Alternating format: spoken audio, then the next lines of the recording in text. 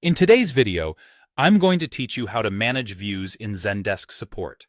A powerful way to organize your ticket queues, improve workflows, and help your agents stay focused. Whether you're a newcomer to Zendesk or looking to refine your process, this guide will help you make the most of views.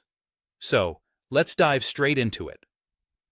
First, we're going to tackle how to create a view. You'll want to start by heading to the Admin Center. From there, navigate through Agent Tools and find Views, or the equivalent option in your version of Zendesk. Once you're on the Views page, look for the option to Add View or Create View.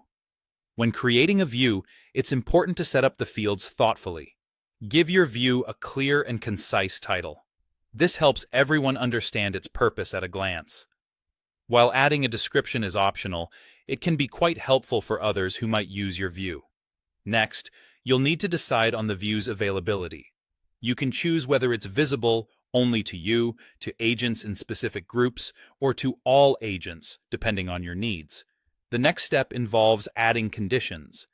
This is where you define which tickets will appear in your view. For example, you might want to see all tickets where the status is open and the group is support.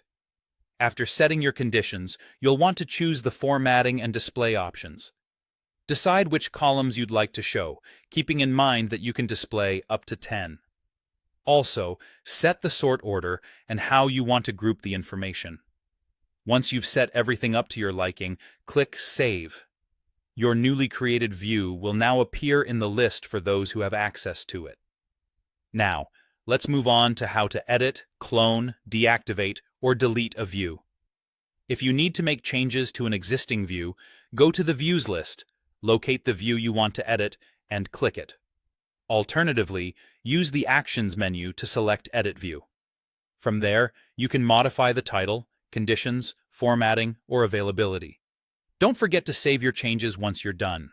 Sometimes you might want to duplicate an existing view and tweak it for a slightly different purpose. In that case, use the Clone option. After cloning, modify the view as needed. If you find that you don't want a view to be visible anymore but might need it later, it's best to deactivate it rather than delete it. To reactivate a view, go to the Views list, head over to the Inactive tab, and choose the Activate option to restore it.